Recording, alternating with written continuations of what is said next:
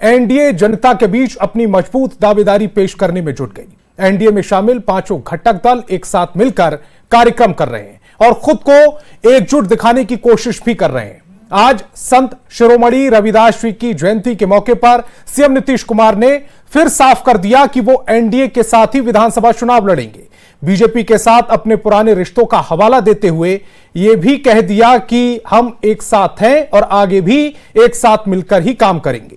तो वहीं महागठबंधन में दरार नजर आने लगी है। कांग्रेस सांसद तारिक अनवर पार्टी आलाकमान को ट्वीट कर गठबंधन की तस्वीर साफ करने की हिदायत देते हैं, सलाह देते हैं। तो वहीं कांग्रेस के बिहार अध्यक्ष अखिलेश प्रसाद सिंह को आगे आकर सफाई देनी पड़ती है कि बिहार में कांग्रेस तेजस्वी यादव के नेतृत्व वाले महागठबंधन में ही चुनाव लड़ेगी।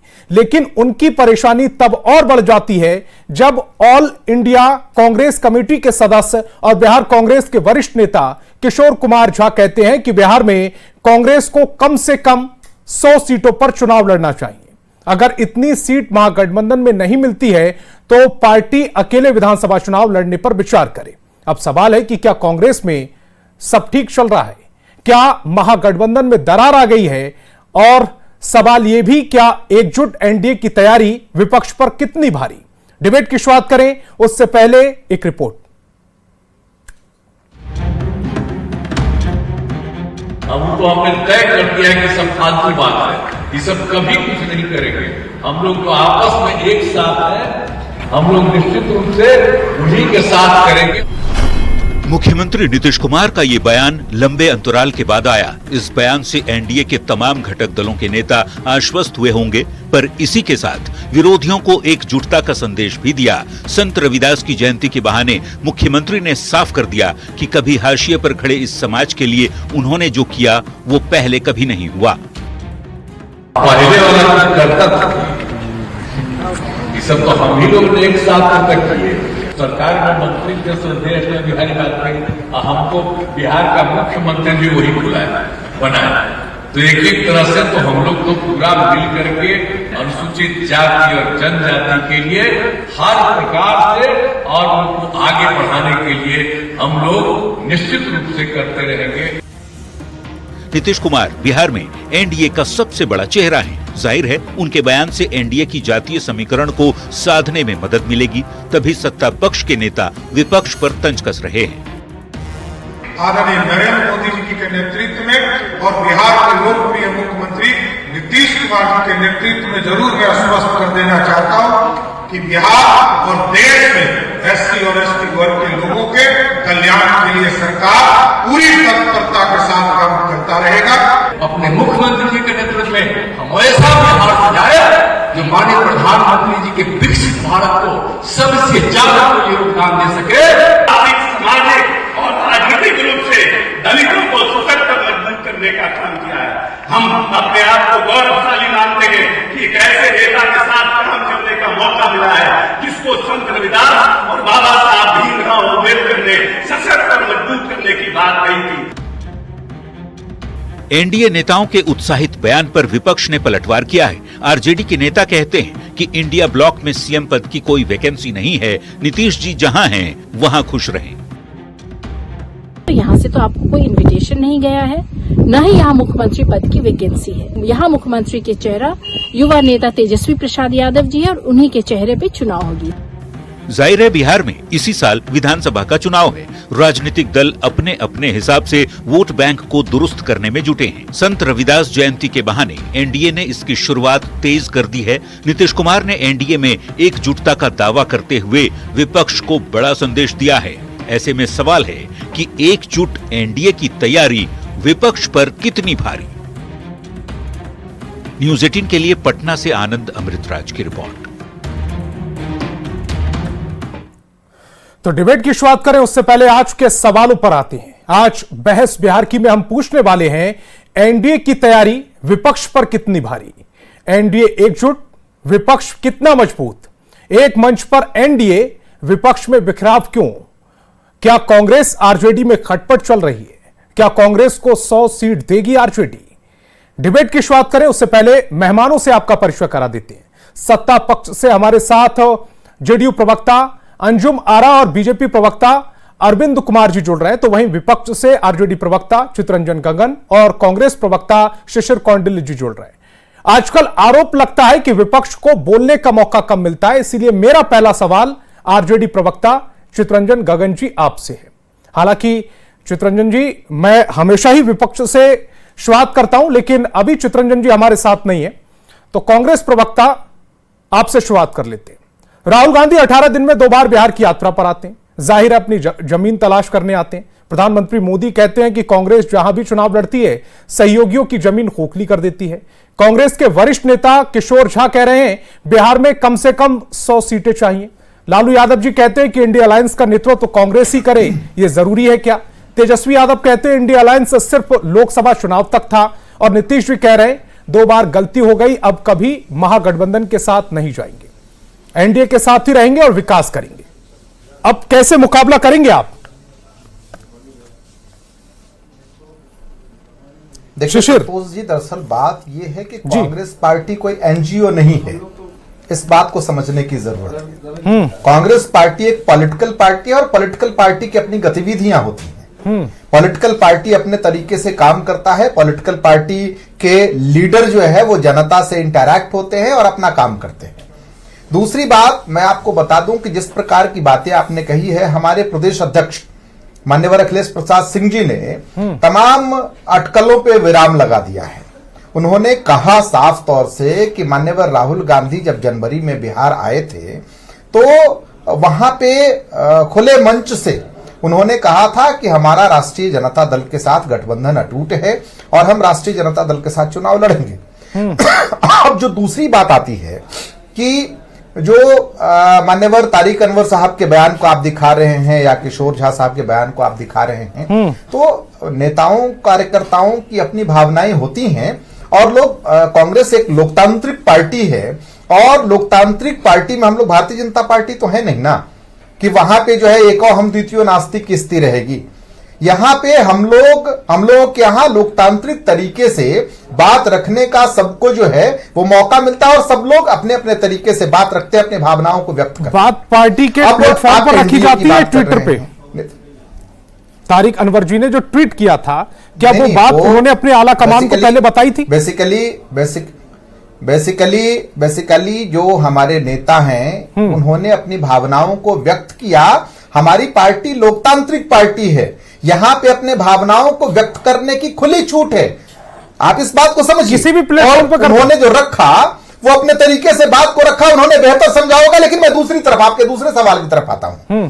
हमने स्पष्ट कर दिया कि माननीय अखिलेश प्रसाद सिंह जी जो हमारे प्रदेश अध्यक्ष हैं और एक सांगठनिक व्यवस्था होती है, अध्यक्षीय व्यवस्था है पार्टी में, और उन्होंने इन तमाम बातों पे अपना जवाब दे दिया है। तो इसीलिए मुझे लगता है कि शायद सारा कंफ्यूजन जो क्रिएट हुआ होगा आप लोगों के बीच वो क्लियर हो गया। हालांकि तारिक अनवर साहब ने भी स्पष्ट तरीके से अपने बयान में कहा था कि मेरा आशय यह नहीं था। और इससे पहले भी तारिक साहब जो है चुनाव जो लड़े हैं लोकसभा का, तो जो इंडिया अलायंस उसमें आरजेडी भी शामिल थी और उसमें वो जीत करके गए हैं कटिहार से। इसीलिए और हमारे जो सर्वोच्च लीडर है राहुल गांधी जी, उन्होंने भी स्पष्ट कर दिया है। तो यहां पे कंफ्यूजन की कहीं कोई गुंजाइश नहीं है। लेकिन मैं दूसरा एस्पेक्ट जो है उस पर मैं बात रखना चाहूंगा कि आपको पता है आपने नीतीश जी की बात कही। नीतीश जी जब 2022 को याद कीजिए, 2022 में नीतीश कुमार जी जब इधर आए थे, अल्टी पल्टी जब मारा था उन्होंने, तो उन्होंने एक लाइन कहा था कि मिट्टी में मिल जाएंगे लेकिन अब कभी नहीं जाएंगे, सब कुछ खत्म। और तो और भारतीय जनता पार्टी के दूसरे सबसे बड़े लीडर अमित शाह जी नवादा आते हैं, वो रैली में विषय रखते हैं और कहते हैं कि मैं बिहार की जनता को बता देना चाहता हूं कि नीतीश कुमार जी के लिए भारतीय जनता पार्टी के दरवाजे बंद हो चुके हैं। लेकिन क्या हुआ, लगता है भारतीय जनता पार्टी के लोग घुंडे लगाना भूल गए दरवाजे की, और नीतीश कुमार जी की एंट्री हो जाती है। तो ना भारतीय जनता पार्टी का चाल चेहरा चरित्र साफ है, और इन्होंने तो यानी नीतीश कुमार जी ने तो कीर्तिमान ही स्थापित किया हल्टी पल्टी मारने का। तो इनकी क्या बात करेंगे, आज वो कुछ करेंगे कल वो कुछ करेंगे, और जनता भी इस बात को पूरी तरह से समझती है। तो फिर तेजस्वी यादव, लालू प्रसाद यादव, मीसा भारती और फिर तेजस्वी यादव बाद में मना कर देते हैं, फिर ऐसा क्यों हो रहा है कि नीतीश कुमार को अपनी तरफ लाने की भी कोशिश कर रहे हैं? नहीं, कुछ नहीं कर रहे हैं।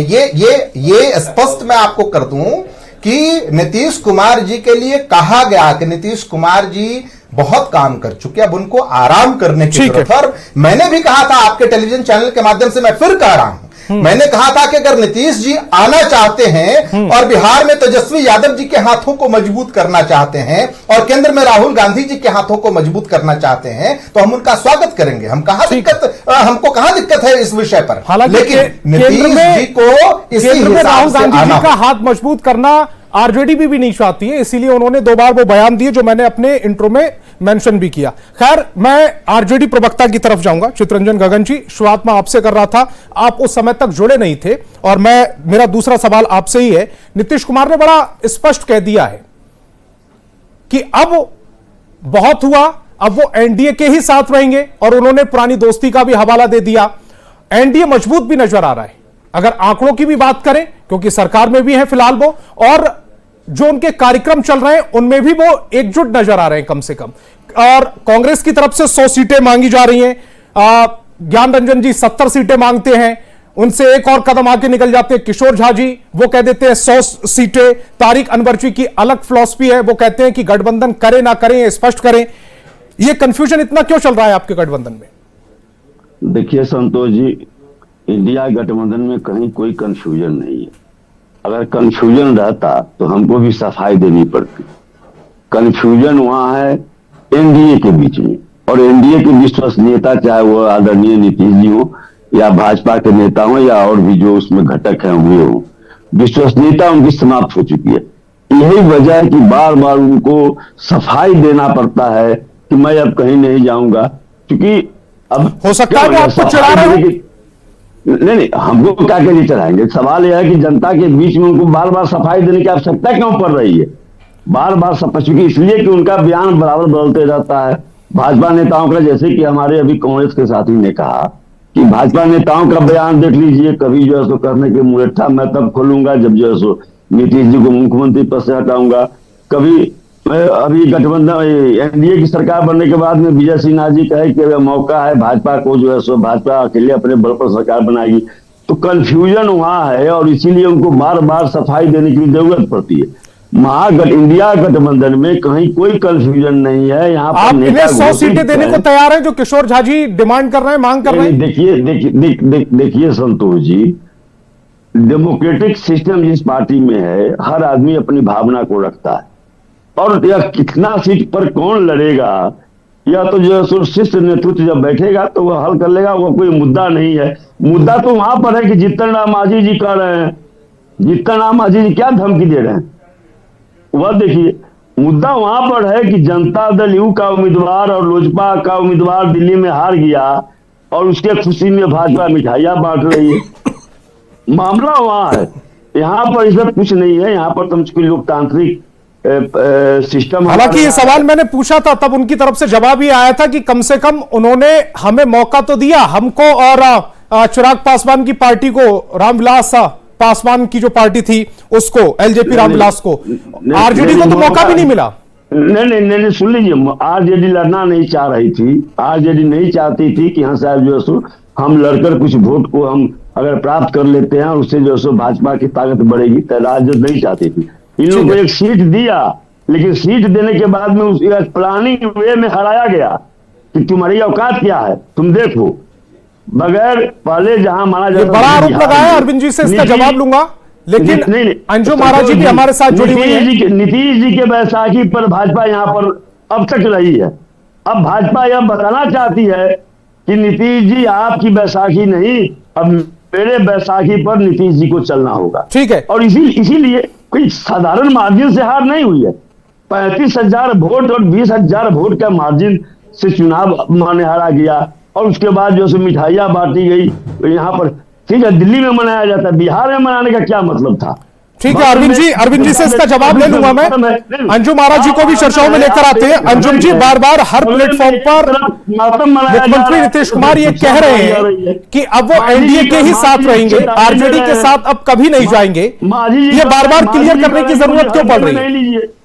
नहीं, संतोष जी, गगन सर चुप गए हैं, तब पूरे आवाज इको कर रहा है। चितरंजन जी, मैं आपके पास आऊंगा, दोबारा से भी आऊंगा, मेरे पास समय है, मैं दोबारा आऊंगा आपके पास। जी संतोष जी, देखिए हम लोग का जो अलायंस एनडीए का अलायंस भारतीय जनता पार्टी के साथ रहा है वो नेचुरल अलायंस रहा है। अगर कुछ वर्षों को हम हटा दें तो 1994 से लेकर के टिल टुडे हमारा अलायंस रहा है। और देखिए अब आपने देखा होगा कि किस तरह से विपक्ष लगातार कहता था खेला होगा और क्या होगा झमेला होगा, लेकिन कुछ भी नहीं। जब एनडीए गठबंधन इंटैक्ट आदरणीय नेता नीतीश कुमार जी के नेतृत्व में बिहार में और सेंट्रल में आदरणीय प्रधानमंत्री नरेंद्र मोदी जी के नेतृत्व में हम इंटैक्ट है बिहार को विकसित बिहार और देश को सशक्त राष्ट्र बनाने के लिए, और उस दिशा में बहुत तेजी से हम आगे भी बढ़ रहे हैं। जहां एक तरफ विपक्ष में सर फुटबॉल हो रहा है सीटें को बंटवारा को लेकर के, अभी इंडिया अलायंस, गगन सर कह रहे कि इंडिया अलायंस, आपको मैं थोड़ा सा रिकॉल करवा दूं कि नेता प्रतिपक्ष ने कहा था कि इंडिया अलायंस कहां, वो तो लोकसभा चुनाव के मद्देनजर बना था, वो अलायंस खत्म हो गया। तो सोच सकते हैं कि जब इन बिटवीन पार्टी और इनके नेता के बीच में ही वो स्पष्ट चीजें नहीं है कि अलायंस का हमारा नाम क्या होगा, तो आप समझ सकते हैं कि बाकी जो घटक दलों के साथ क्या जो रिजल्ट आया उसके बाद उसको फिर खड़ा करने की कोशिशें चल रही है और लगातार जो वो कोशिश, हाँ बिल्कुल कोशिश इसी वजह से कि अंडरस्टैंडिंग नहीं है। और एक तरफ दूसरी तरफ हमारे यहाँ देख लीजिए कि करीब 38 जिला में हमने मैक्सिमम जिले में हम एकजुट होकर के वहां पे हम जिला सम्मेलन कर रहे हैं और भारी तादाद में लोग जुट रहे हैं। हमारे सारे प्लान ऑफ एक्शन और हम विधानसभा सम्मेलन करने जा रहे हैं और अभी एक कोशिश की बात कर रहे हैं। हम लोग जो है वो प्रोसीड कर चुके हैं, आगे बढ़ चुके हैं, हमारे सम्मेलन हो रहे हैं, हमारे साझा कार्यक्रम हो रहे हैं, तमाम पांचों हमारे घटक दल।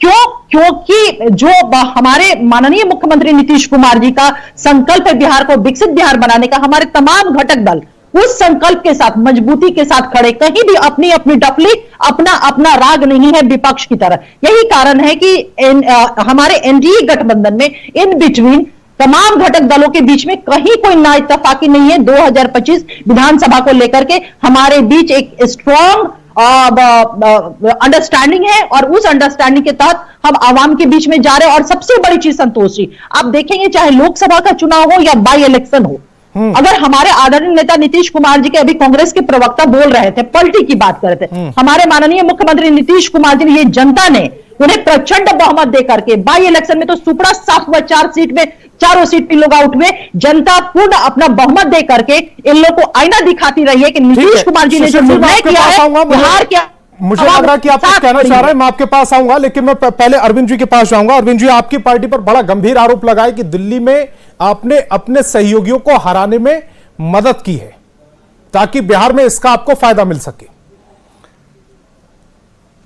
संतोष जी, सब लोग बोल लिए हैं, 2-3 बातें ही मैं करूंगा, उन्हें सुनने की कोशिश करेंगे।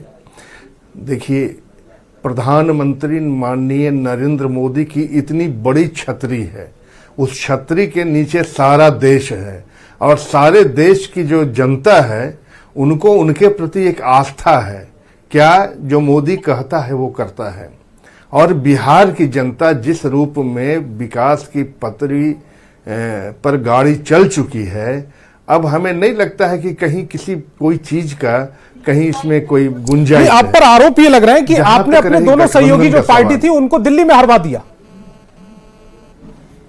नहीं, देखिए, हार जीत ऐसा हमारा कोई न नेचर है और न ये एलिगेशन है। वो एलिगेशन किसका है? जदयू का है क्या? वो एलिगेशन लोजपा का है क्या? आरजेडी नहीं है। जब उन्होंने नहीं कहा तो दूसरे लोग क्या कह रहे हैं उससे क्या मतलब है? उनका कोई औचित्य नहीं है। मैं अपनी बातों पे आता हूं। संतोष जी, सबसे बड़ी चीज है कि आप देख रहे हैं कि जो बिहार में हमारा गठबंधन है वो इसलिए नहीं है कि कितनी सीट चाहिए, कितनी सीट कौन लड़ेगा, ये सब पार्टियों में होती है और बैठ के तय हो जाता है। आप देख रहे हैं कि आज महीनों से पांचों हमारे जो गठबंधन के दल है एक साथ प्रत्येक जिले में हम जनता के पास जा रहे हैं, जनता से संवाद कर रहे हैं। तो हम और जो भीड़ उमड़ रही है क्यों हो रही है कार्यकर्ताओं की तरफ से कि 15 सीटें चाहिए, 20 सीटें चाहिए, इतनी सीटें चाहिए, इतनी सीटें नहीं चाहिए? देखिए, जीतन राम मांझी ऐसे बयान कहीं नहीं दिए हैं उन्होंने। देखिए, उनके लड़के का भी बयान आया, उनका भी बयान मैं सुना हूं। हमारे यहां उस चीज की कोई गुंजाइश नहीं है और कहीं से कोई डिस्प्यूट नहीं है। और जीतन राम मांझी के उस बयान को भी आपने सुने होंगे कि एनडीए इंटैक्ट है, रहेगा, हमारा कोई गिरवांश नहीं है। उन्होंने आपके कैमरे पर खुलकर कहा था। इसलिए हमारे यहां इन चीजों की कोई गुंजाइश ही नहीं है जैसे बिहार में जब दिल्ली में देखिए ना क्या कहते हैं, अभी कांग्रेस, आप कहते हैं कांग्रेस ने मुझे हरा दिया, आरजेडी साथ नहीं दिया, तो ये उनके अंदर की चीज है। देखिए एक कहावत है कि घास को हक है जितना चाहे बढ़ सकता है और गधे को हक है जितना चाहे चल सकता है। तो ऐसी कहावत पर मुझे भी एक कहावत याद आ रही है, जिसको जितनी इच्छा है बढ़ रहा है, जिनको जितनी इच्छा है चल रहा है। हमारा कहावत आ रही है शिशिर जी के लिए न चल रहा है।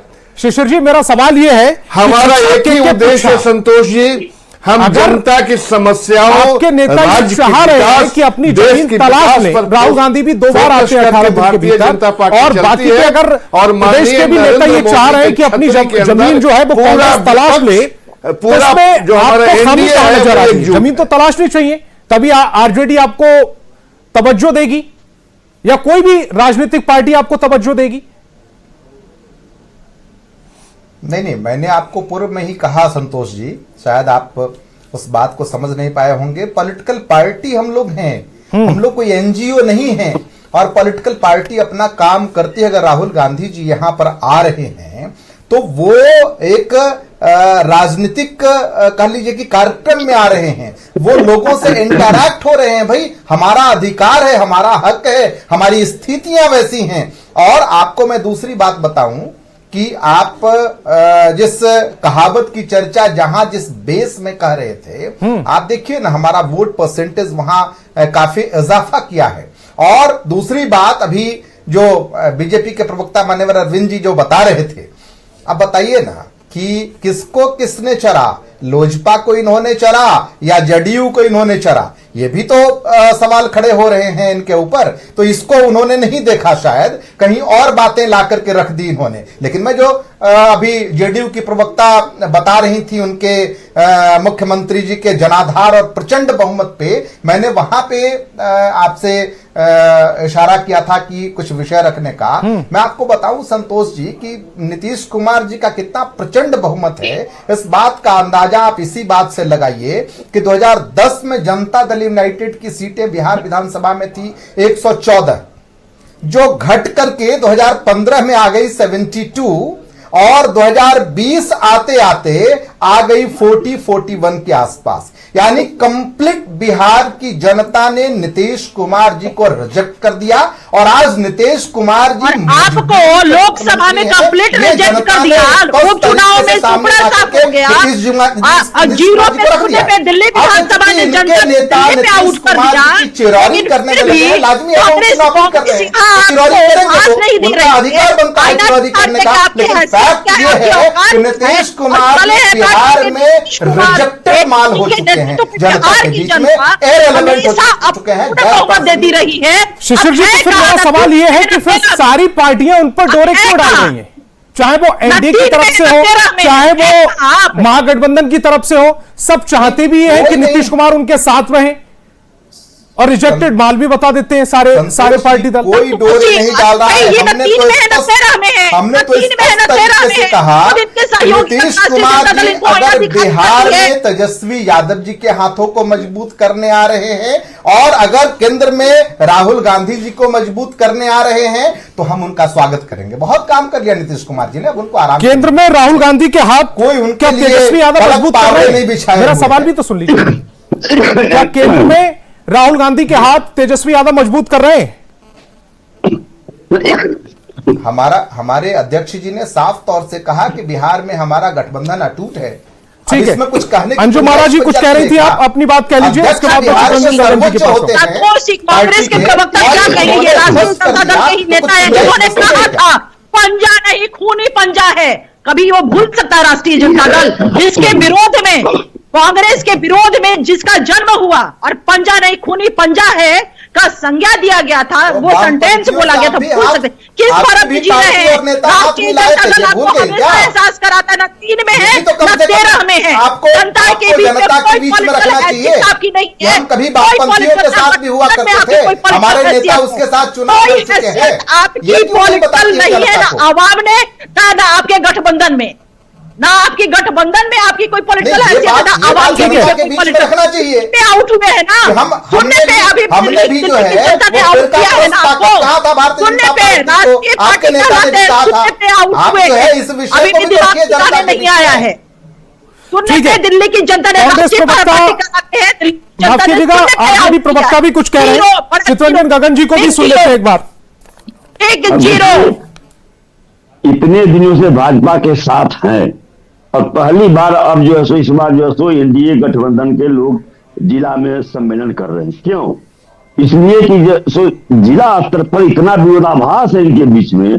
कल वैशाली जिला में जब कार्यक्रम इनका चल रहा था तो जो है सो रालोसपा के नेता को जनता दल यू के नेता ने उसी मीटिंग में, जहां पर की जो भाजपा के प्रदेश अध्यक्ष, जनता दल यू के प्रदेश अध्यक्ष, लोजपा के प्रदेश अध्यक्ष, हम के प्रदेश अध्यक्ष सब मौजूद थे और उस मीटिंग में रालोसपा के उपेंद्र जी के पार्टी के एक वरिष्ठ नेता को जनता दल यू के कार्यकर्ताओं ने अच्छी तरह से पिटाई कर दी। यही स्थिति है और चूंकि अब यह महसूस कर रहे हैं कि जो है सो इनके कार्यकर्ताओं के बीच में इतनी दूरी है कि उसको पाटने के लिए इनका जो सो ठीक है, समय की कमी है मेरे पास। आखिरी कमेंट अरविंद जी, आपके कार्यकर्ताओं में, आपके जो बाकी के पार्टी नेताओं में दूरियां हैं उसको नजदीक लाने की एक कोशिश भर है, ये आरोप है। नहीं, देखिए मैं आपको एक लाइन में कहूंगा कि हमारा जो परिवार है आपके वो पास एक मिनट है। भाइयों का परिवार है और हमारा सिर्फ एक ही उद्देश्य है कि परिवार कैसे आगे बढ़े, परिवार रूपी राज्य कैसे आगे बढ़े, परिवार रूपी देश कैसे आगे बढ़े और एनडीए इंटैक्ट है। माननीय नरेंद्र मोदी के नेतृत्व में इतनी बड़ी छतरी मिल गई है कि जहां सभी इंटैक्ट है और हमारा एकमात्र मुद्दा है विकास, विकास, विकास। आप देखे होंगे कि माननीय आप बीच में मैं इन लोगों के डिबेट सुन रहा था जिन्होंने कहा कि नीतीश कुमार असहज हैं, भारतीय जनता पार्टी के साथ। ठीक है, मेरे पास समय की कमी है, इस डिबेट को मुझे यही रोकना पड़ेगा। तमाम मेहमान मेरे साथ जुड़े, आपका बहुत बहुत शुक्रिया। तो बहस प्यार की में फिलहाल इतना ही। आगे देखिए सिटी 62।